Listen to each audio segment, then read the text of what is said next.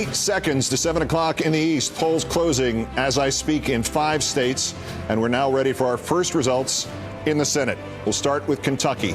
The Senate there, the race can be projected from the 7 p.m. poll closing. NBC News projects that Rand Paul, the ophthalmologist from Kentucky, is the projected winner for the Senate to replace the retiring Jim Bunning. In Indiana, Congressman Brad Ellsworth of the Blue Dog losing to Dan Coates, the projected winner. By NBC News, the former senator back in the saddle again. In Indiana, no surprise in South Carolina, Jim DeMint is your projected winner. By NBC News over Alvin Green, who was still running. In Vermont, no surprise there. As expected, the veteran Pat Leahy holds on to his seat in a state that went 68-31 for Obama last time, solid D remaining. In the Georgia Senate race between Mr. Isaacson, the Republican, and Mr. Thurmond, the Democrat, this is too early to call. That is an actual interpretation. That is language, as opposed to suggesting it being too close to call, which is the other popular number. Too early to call, meaning we may have an idea of what's going on, but it's too early to say with any authority that it's going to hold that way. See the difference between leaning and we don't know. So here's what it looks like. The change in the Senate that we know about so far, obviously a Republican pickup. One, Indiana. I hope it's in the correct order there, Indiana. Here's what it looks like mathematically. If you just return to the country after 20 years, blue would be the Democrats and red would be the Republicans. That's, again, what's firmed up. The size of the Senate has not been reduced to just 67 members. We haven't gone back to 1913 or thereabouts. So there it is. The two big wins, Chris. Rand Paul. Right.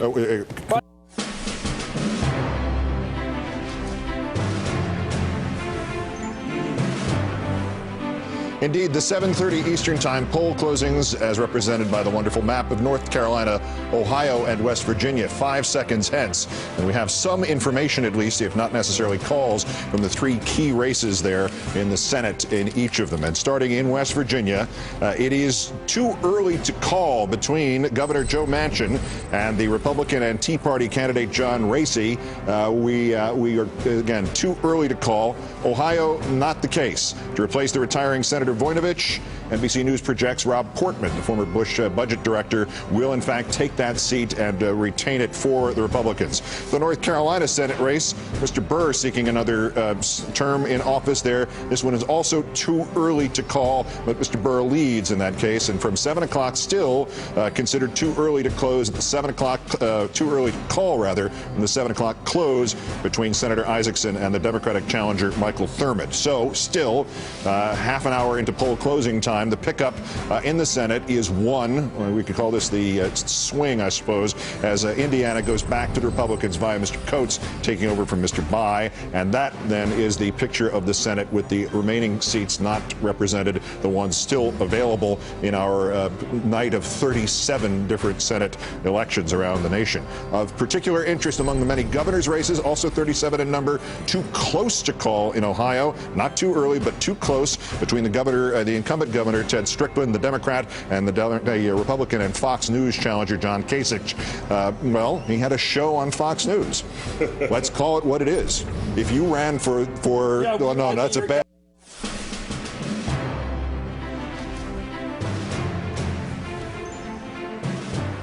A few seconds before 8 o'clock Eastern Time, the polls closing at this hour in 15 more states. The results are going to come to you hot and heavy starting moments from now with the Florida Senate race, which NBC News can now project will go to the Republican and Tea Party candidate Marco Rubio. In a tight 3-way race, there's your projected winner, Mr. Rubio, who was leading in most of the late polls. Much discussion in the last weeks of this race, whether or not the Democrat Kendrick Meek would drop out and perhaps endorse the independent Charlie Crist. That now looking with those percentages, again, those are early percentages at about a third in, that looking to be something of an academic issue as Mr. Crist and Mr. Meek long behind Mr. Rubio there. To New Hampshire, the Senate race there, and Kelly Ayotte, also Palin, Tea Party, defeating the Congressman Paul Hodes. in our NBC projections. That's New Hampshire. Delaware in a very prominent, but perhaps not a very close race. We don't have the hard numbers on it yet. The Democrat Chris Coons vaulted into a major lead after the upset by the Tea Party candidate Ms. O'Donnell, has now projected as the NBC News winner in Delaware. In Maryland, no surprise, Senator Mikulski, the incumbent Democrat, to be returned, according to our NBC News projections. The same for Alabama and the Republican Richard Shelby, who will return as the graphic pops up there. He is our projected winner in Alabama. In Oklahoma, again, also no surprise, as the Republican Dr. Tom Coburn will return to the Oklahoma Senate seat that he has held previously. Pennsylvania, too close to call at this hour. Not too early, but too close between Representative Sestak and Mr. Toomey in what has been a hammer and tongs race all along for a year. Illinois, too close to call as well in the Senate race between Mr. Janulius and Mark Kirk. Missouri, a different consideration. Too early to call, meaning we simply have not enough information between Ms. Carnahan and Mr. Blunt. Connecticut is too early to call, but this caveat, we can tell you that the Democrat, the Attorney General of the state, Mr. Blumenthal, is leading in that race, but it is too early to call it over the businesswoman Linda McMahon. West Virginia, too early to call. No characterization of that one other than Mr. Manchin is ahead, and as you see, with less than 2% in, he's ahead statistically as well. North Carolina, too early to call between the incumbent Senator Burr and Ms. Marshall. And in Georgia, that one is also still too early to call, although the incumbent Senator Isaacson has a big lead with 3% or so in. So the pickups remain that one in Indiana, where the Rachel Maddow Memorial Evan Bayh seat is going to Mr. Coates of Indiana, and that makes the Senate look at this hour a 41-31 with 2 independents, and of course 37 in total up for grabs tonight. Again, a lot of information. One more here. Florida's governor's race, too close to call between the Democrat Alex Sink and Rick Scott, the Republican who sank so much money into that race, who is leading at this point with 30% of the vote in. Too early to call in Massachusetts with the governor, the incumbent Deval Patrick, the close friend of the president, and Charlie Baker, the Republican. Too early to call in Massachusetts. More information even than I thought we were going to present to you. All right. In a call that we can now wrap up Georgia, which the polls closed more than an hour ago. NBC News projecting on the base of the early returns and the exit polling that Senator Johnny Isakson will return as senator there, having defeated or will defeat the Democrat Michael Thurmond. No big surprise there, and it doesn't change things. But we wanted to button that one up while the results came in, and he's, as you see, with 4% in, he's almost at 2-1 over the challenger, Mr. Thurmond. So that's a state that Democrats used to win handily when we had more moderate Democrats. Rachel would have not liked them, but Sam Nunn used to win Georgia without any strain whatsoever. Democrats used to hold moderate seats, conservative Democratic seats, you might call them, in states like Texas with Lloyd Benson, Oklahoma. And it shows up in the House, too, where we have one call to make that is of particular interest, because it is the second ripple effect from the Republican Senate primary in that state. This is to replace Mike Castle, who, of course, then went out and lost to Christine O'Donnell, who has now lost to what we believe will be Senator-elect Coons, and in the House race in Delaware, and that's it. District 1 is all you got. The Tea Party insurgent who bypassed the Republicans, Glenn Urquhart, will lose, according to our projections, to Democrat John Carney. The number of bellwether. We can call North Carolina, again, no surprise there, as Senator Richard Burr, the Republican, retains that seat in North Carolina over the Secretary of State Elaine Marshall. And the actual hard count, a 55-44 split with more than 1/3 of that vote in. North Carolina, Senator Burr to be Senator-elect Burr. So, again, at this hour, the Senate representing one pickup in Indiana, where Evan Bayh, who should be getting $10 every time we mention him, or maybe he did already, but $10 more every time we mention him, has retired from that seat. And Mr. Coates has been elected tonight, or we believe so, according to our NBC News projections. Connecticut is in. The Attorney General of Connecticut, Dick Blumenthal, the Democrat, is our NBC News projected winner for the Senate from Connecticut in a, again, you're talking about a lot of money going into that. That was against the wrestling promoter Linda McMahon in a campaign that everyone in the metropolitan New York area knew how much money was spent on it, because every commercial break, including on on the non-commercial stations. They bought time on those. And the early number, less than 1 to 2%, it's 60-39, but our projection is Mr. Blumenthal will take that seat and retain it for the retiring Chris Dodd. In a moment, we'll have the first results from Arkansas. Senator Blanche Lincoln has trailed heavily in the polling to the Republican John Bozeman. MSNBC's midterm election coverage and more from Connecticut will continue after this. No, is John Kasich more in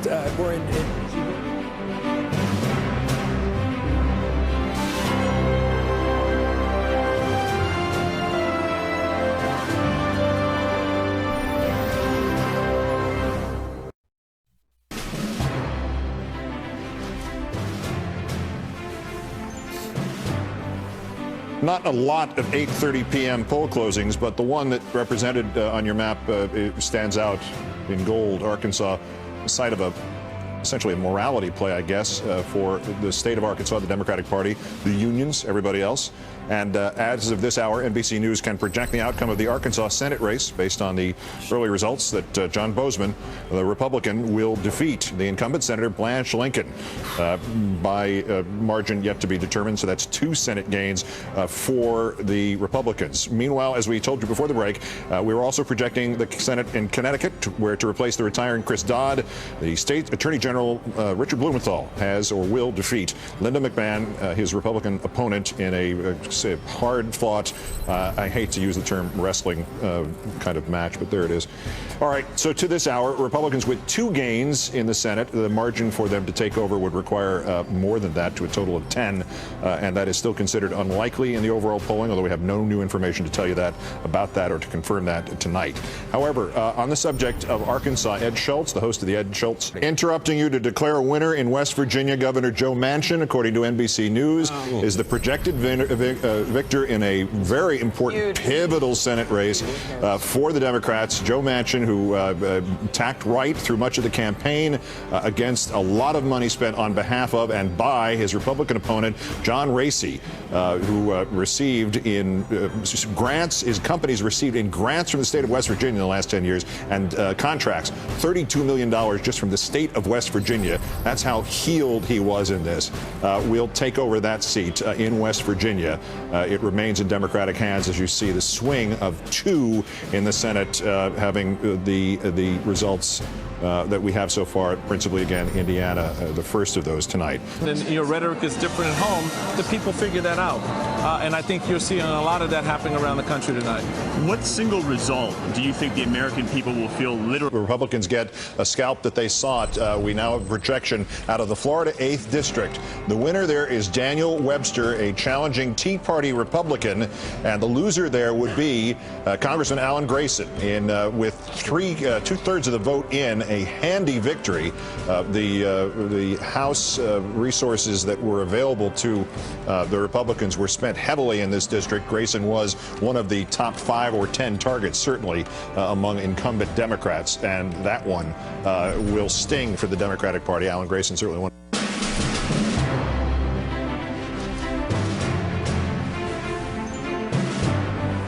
At approximately 9 p.m. in the East, polls closed in 13 more states on this midterm 2010. NBC News can now project that the Republicans have won control of the House of Representatives. The NBC News decision desk projecting that when all the votes are counted nationwide, Republicans will hold 236 seats. The Democrats will hold 199 seats in the new House of Representatives. The margin of error there is plus or minus 13. So the margin of leadership by the House would be 37 for the Republicans, and our margin of error is a total swing of 26. So this projection is outside the total margin of error for the Republicans to take the House as expected. And here it is how it would look graphically speaking. The current margin for the Democrats, a 77-seat margin in the House, would become a Republican 37-seat margin. It could be as low as a 24-seat margin. It is still the high end of those projections about the House of Representatives now in Republican control, according to our NBC News decision desk projections. We've seen some of the particulars of this throughout the night. Alan Grayson falling in Florida as a headline as a bold print name, and that's what it looks like to this point. Again, plus or minus 13. The total swing 26 on the margin of error, and thus that projection of a 39 point, that not 37 but 39 point here. We've got two competing numbers, either 237 198 or 236 199. It amounts to roughly the same thing. Outside the margin of error, that's the projection for the House. We'll be talking about that. Let's run the table on the other data we have for you. The North Dakota Senate first, the victory there again here for the North Dakota Republican John Hoeven. So that then brings us into the House. Some expected results. Chuck Schumer in the New York Senate. He will return easily, as will his colleague Kirsten Gillibrand, who was the Democratic incumbent as well. In the Kansas Senate race, this will be a Republican victory for Jerry Moran. In South Dakota, we are expecting that since he ran unopposed, John Thune is the winner, not the projection winner. He's it. Nobody voted against him. There wasn't anybody running against him. In Wisconsin, it is too close to call. Not too early, but too close between the incumbent Russ Feingold, for whom Democrats retain hopes, against his Republican challenger Ron Johnson. In Colorado, it is too close to call in the race between the incumbent, the appointee Senator Bennett, and his Republican challenger Mr. Buck. In Louisiana, it is too early to call in the race between the Senator Vitter and Mr. Mélenchon, the congressman and Democratic challenger there. In Pennsylvania, it is too close to call between Joe Sestak and the Republican Pat Toomey in the race for Arlen Specter's old seat. And in Illinois, it is also too close to call between Alexei Janulius and Mark Kirk. Meanwhile, the official verbiage for Missouri is it is too early to call, with 2% of the vote in, and what is seemingly a big Republican lead in that race between Roy Blunt and Robin Carnahan. The Senate pickups to this point, a +3, Arkansas, Indiana, and North Dakota. The swing there for the Republicans in the Senate. And we've already told you about the projections on the House. So this is how the House looks at this hour. I'm sorry, correction, the Senate at this hour. Republicans +3 at a 45-37, with Mr. Lieberman and Mr. Sanders counted in the independent poll. And again, what the House looks like, this is the number we're going with, 237 198. That's what it will look like, with a plus or minus margin of about 13 seats. And so we're dealing with the high end, I think, Chris, of the projections. Around 80 almost. Yeah, a total swing. Result in now that we can call, NBC News can call the Louisiana Senate race. No surprise here. Congressman Charlie Mélenchon being defeated by the incumbent Senator David Vitter, returning to Washington with the actual hard count still at less than 2%. A very strong number there, but the projection is, again, Vitter to return to the seat. And at this hour, let's look at where the Senate stands. There's still the swing here, the growth by the Republican is 3, 45-38 at this point, one of the 37 senatorial elections tonight. And to resume with Matt Kibbe. The NBC News Decision Desk can now give you a projection on the Senate race in Missouri, and you see it there. The Republican Roy Blunt is the predicted winner. And here are the actual totals to this point, with 14% of the vote in, over Robin Carnahan of the famous Missouri political family of the same name, 60-34. Quite a thumping at this point, but again, 85% plus yet to be counted. So the Senate at this hour continues to be a change of 3 seats from Democrat to Republican, and the look at this point, with the outstanding seats making up the difference here from the total of obviously 100, unless you just got in from social studies class, 45-39 at this point. 2 governors' races to report on. No surprises, I suppose, in either one of them. In New York, Andrew Cuomo, the Attorney General of the state, son of the former governor, in a projected victory mode at this point over his opponent, Mr. Happy. The Texas governor's race, Rick Perry, the incumbent there, who had some problems in some polling, but obviously not enough to make us hesitate in projecting him as the winner to retain his seat as in the State House in Austin.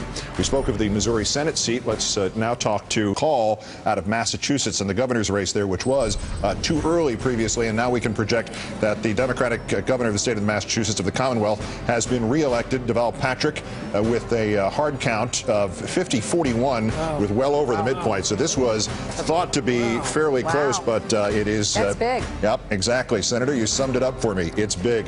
The next question for you as we resume our interview with Senator McCaskill.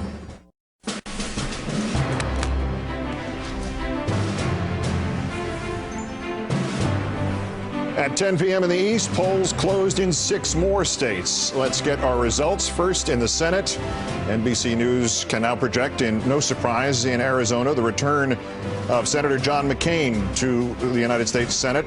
His toughest battle, obviously, was in the primary against Mr. Hayworth, so that's our projection in Arizona.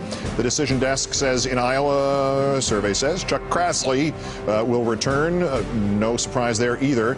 Now, the earliest details out of Nevada, it's not going to please you. It's too early to call.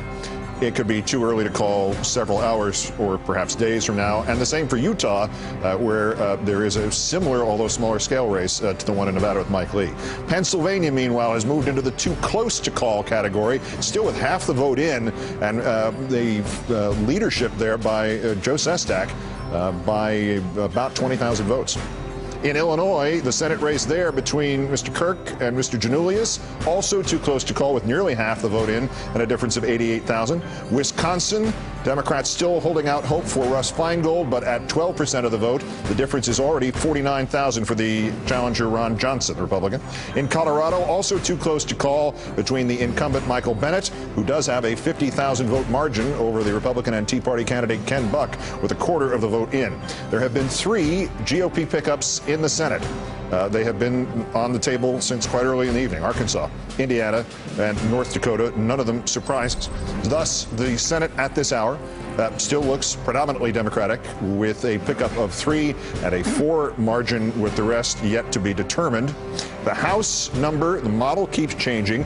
The latest looks a little narrower than the last time we looked at this. The NBC News decision desk projection on this is a Republican margin of 45 seats, but that's plus or minus 11, meaning it could be a 56-seat Republican lead or a 34-seat Republican lead. And one other note here, with Governor Ed Rendell of Pennsylvania term limited in the race to succeed him, the NBC News projection is that the Republican Tom Corbett will pick the seat up for the Republican Party over Dan Honorado. And that is what we have to the hour at 10 o'clock with the 10 o'clock poll closings, and obviously leave it there. We have a call to make on the Colorado governor's race before we go to break here. An important one with Governor Ritter retiring there. John Hickenlooper, the mayor, the popular mayor of Denver, has withstood challenges from a Republican candidate and an independent candidate. And you will notice that Tom Tancredo, the independent, appears to be in, or is in, second place with more than a third of the vote in. He will finish ahead of Dan Mays, who accused then Mayor Hickenlooper of leading to the possible UN takeover of the city of Denver. But if we have that here it is. We're waiting on the computer. Nikki Haley has been projected the winner of the governor's race in South Carolina, in the state of South Carolina, after another controversial campaign. And the actual hard numbers, with nearly 80% of the vote in, a significant lead of perhaps, I'm looking under my notes here, 46,000 votes over the Democrat Vincent Shaheen. Let's now go out and get a state of play assessment on how things, a result from Wisconsin to project for you in the Senate race there between one of the lions of the Senate, Russ Feingold, and his Republican challenger, Ron Johnson. It has been tight all evening, but NBC News is now projecting that in this race, the incumbent, Russ Feingold, will fall to Republican challenger, Ron Johnson, and the vote at nearly 30% in is a 15-point margin for the Republican Ron Johnson.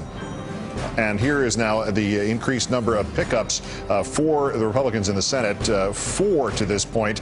We don't have any guidance yet of any kind on Nevada and the Harry Reid Angle race out there. Polls having closed 38 minutes ago, but right now it's Arkansas and Indiana. And at this hour, there's that number again. Now it's 45-43, 4 pickups with the remaining number outstanding.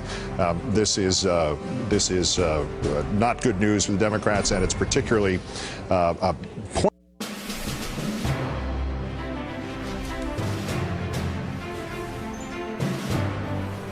a few seconds before 8 o'clock Pacific, 11 Eastern time, and the poll closings reflect that. California, Idaho, Oregon, and Washington. And NBC News is now stating about the California Senate race that it is too early to call, although the incumbent, Barbara Boxer, against whom $11 billion has been spent, has a lead at this point, but it's too early to call. In the Oregon Senate race, Ron Wyden will be returned, according to our NBC projection, in what is not much of a surprise by any stretch of the imagination. Mike Crapo, the Republican in Idaho, will also be going back to Washington. That one already called by NBC News. And in Washington State, too early to call in Patty Murray's race for re-election against Dino Rossi, and no lead announced to that point, at least by our decision desk. So all of the decisions here, Wyden and Crapo. Thus, no additions to the pickups, which you saw. The Feingold seat, Wisconsin gone, Arkansas, Lincoln, Indiana by, and at this hour, the Senate 46-44 to independents, and that would obviously indicate that 8 Senate seats are yet to be decided tonight. Also of note, California's governor's race, another $11 billion job. Jerry Brown and Meg Whitman, too early to call. Polls closed a minute and 7 seconds ago. I think that's a reasonable expectation at this point. And there it is. So we have Wyden and an early lead for Barbara Boxer in California. In Pennsylvania. Here, I can tell you this, Toomey has pulled ahead. Sestak folks ought to be a little bit nervous here because all of Philadelphia is basically in, and he is not going to have a 300,000 vote margin out of Philadelphia. That said, our numbers, folks, tell us this is going to be decided by less than 1% at this point. Let me take you to Illinois Senate. Wondering what is going on there? Well, right now, I think Mark Kirk has a very narrow lead. I can tell you this, his district has come in big for him, the collar counties as they're known, outside of Chicago. But again, our modeling shows that this could be decided by less than 1%. One of those, we're going to let all the vote come in there. And then finally, let me take you to the really 2 close governor's races that everybody's been asking me about tonight. One is in Ohio, as to why this hasn't been called, even though the Kasich margin looks fairly large. There's a lot of vote left still in Cuyahoga County, home of Cleveland. So that's important to know. And also in Florida, folks are probably wondering why this race hasn't been called, because Rick Scott seems to have a decent-sized lead for 81% in. Guess what? A lot of Palm Beach County hasn't reported, and the senior vote in South Florida is one that the Scott folks thought they would lose a lot of because of all those allegations about the very large billion-dollar Medicare fraud fine that he had to pay, and Alex Sink was counting on that. By the way, guys, I want to give you a quick update in the House world in this front. The old bulls that we've been following, a couple of them have already lost. Rick Boucher, which we've told you about, he was elected in 1982. Those Reagan midterms that Democrats did so well, he's gone. Look at Ched Edwards in Texas. This guy's a 20-year veteran. He's gone. I want to take you to Missouri 4 and Ike Skelton. This race hasn't yet been called, but he has been trailing here. There we go. Get our numbers here. Vicky Hartzler, as you can see, she's got an 8,000 vote lead. A lot of the vote in, 86%. He could go down tonight. Let me take you to one more, John Spratt. We haven't called this race. He's been trailing all night. We're getting close to calling this race, but not yet. They're waiting for some key precincts with heavy African-American vote that may yet pull Spratt out, but he's been trailing all night. And then let me take you to the longest-serving member of Congress, the most famous name perhaps in the Democratic caucus these days. That is John Dingell in the 15th district here in Michigan. Looks like he's going to survive, but this has been very narrow. Look at this. Less than 4,000 votes separate him. Lots of Ann Arbor is still not reported. This probably bails him out, but I'll tell you, it is very close. He may be the lone old bull to survive, but I heard, Chris Matthews, I heard you shaking your head there. The result of her decision, now this is scary about politics, not to concentrate on substantive bread and butter issues at home, but to go around the country as a troubadour, as I said, and becoming this sort of outrageous spokesperson for the Tea Party crowd. And it's worked for her at home, obviously. Well, not a lot, but yeah, it's enough.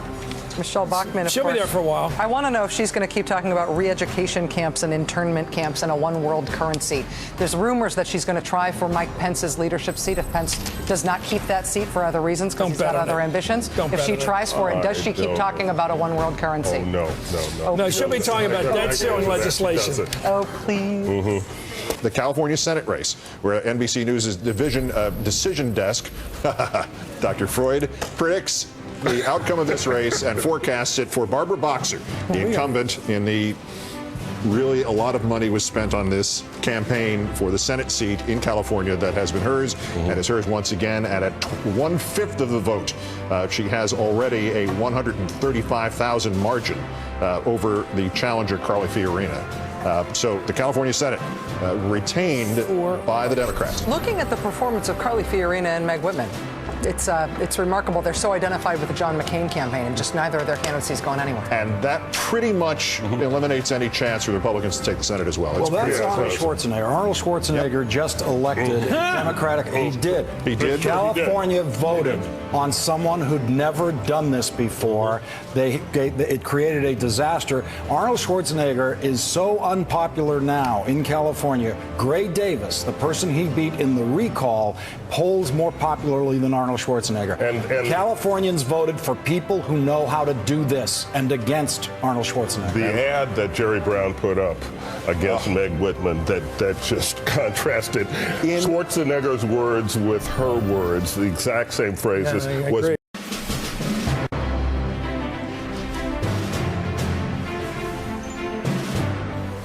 Midnight in the East, polls closed in Hawaii. And before you say, well, all right, first off, Hawaii is not there exactly.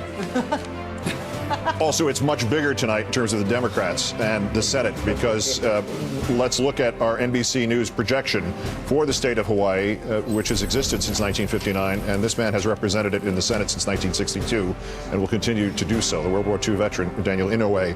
And what this means, well, all right, let's look at the latest from Pennsylvania. Too close to call with only 10% yet to be counted. Wow. How extraordinary. 62,000 votes. The Republican Toomey in the lead. Illinois, 81,000 votes. Kirk ahead, 8% left to be counted. Colorado, also too close to call, 49% yet to be counted. Difference of 35,000 for Mr. Bennett, the incumbent, the Democrat. Nevada, 60% in, and the margin is still holding at 7% as the rural counties begin to get counted in Nevada.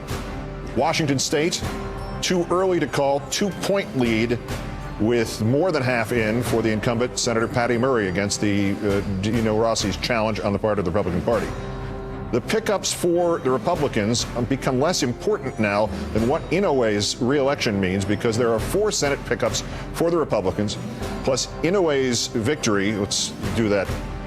Look at the new Senate to date. The numbers will be somewhat indicative. 48 plus 2 equals, anyone? 50. Bueller? 50.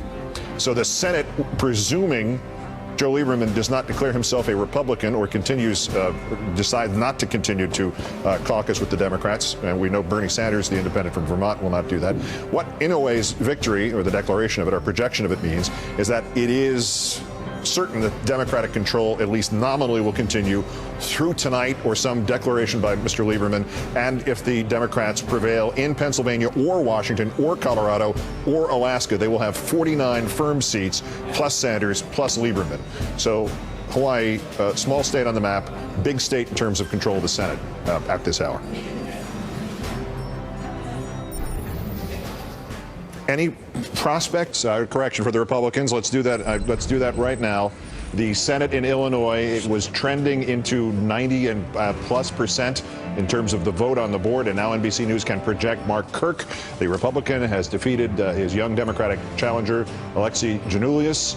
48-46 with 8% to be counted, an 84,000 vote margin, or 83,000 closer to it in Illinois.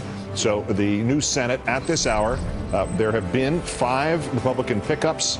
As we said earlier, the inoculation provided by Senator Inouye's re-election in Hawaii is coming into 4. There are 4 races still outstanding, if my math is correct, and we're expecting further details on Nevada throughout the evening. Alaska, I don't know when we'll have those numbers, frankly, and Colorado, and now Washington. Washington is still open. Pennsylvania may be coming close. We're hearing reports that Pat Toomey, the Republican candidate, is intending to speak shortly, even though that race has not been called universally, and when our coverage continues, we may be having Mr. Toomey speaking in advance of a full call on a too close to call race from Pennsylvania. This is MSNBC.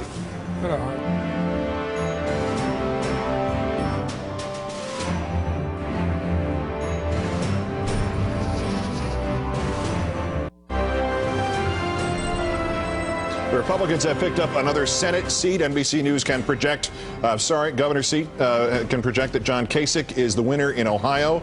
The raw vote total, yes, from Fox News. He'll just pack up his office there and move it back to the Capitol in Columbus.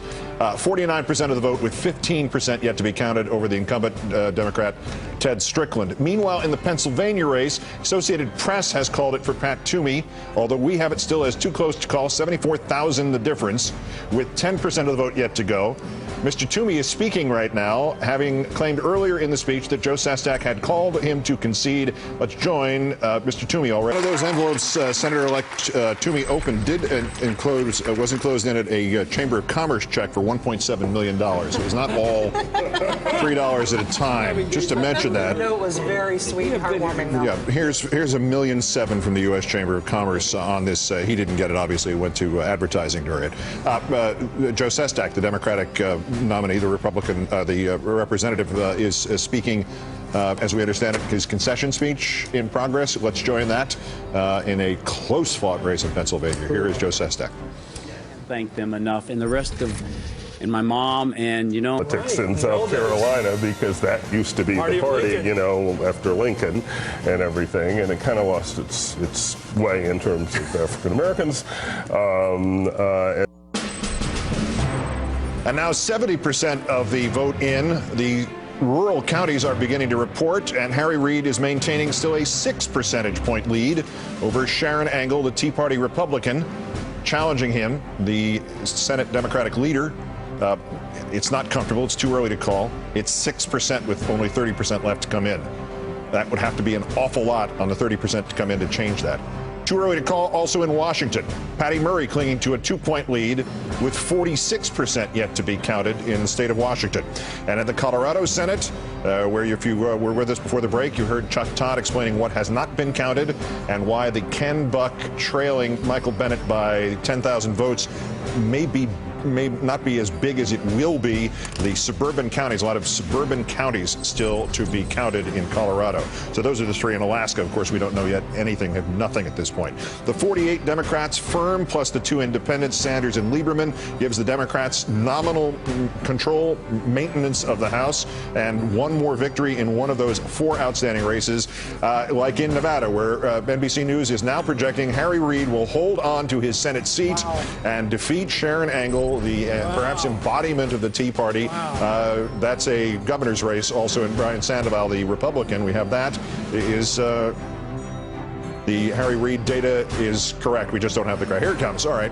It's not official till you see the computerized picture. And there he is, smiling officially. The incumbent Harry Reid, after one of the great, epic, and crazy senatorial races of our time, staying put with 30% yet to go. They're obviously in the last 10% that reported as we began to see those rural counties coming in. There was no real indication that Sharon Angle was going to be making up that difference to any great degree, although it may wind up much closer. And there's your big number, 49 pure Democrats plus Bernie Sanders, independent, the firm caucuser with the Dems, and Joe Lieberman, makes 51, and still the remaining ones, 3 of them to be decided in Colorado, in Alaska, and in Washington State. So first out to Las Vegas and Harry Reid headquarters and Ed Schultz, and there you have it, huh?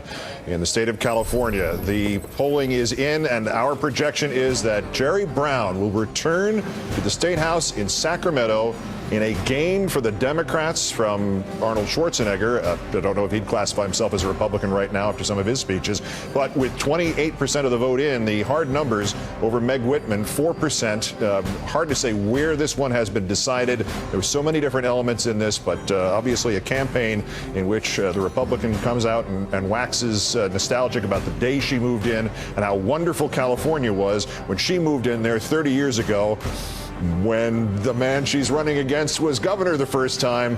That's pretty unanswerable, at least from an advertising point of view. Quite an outcome there. Somebody who moved into California 5 years after Meg Whitman, I know what she was talking about. $100 a vote.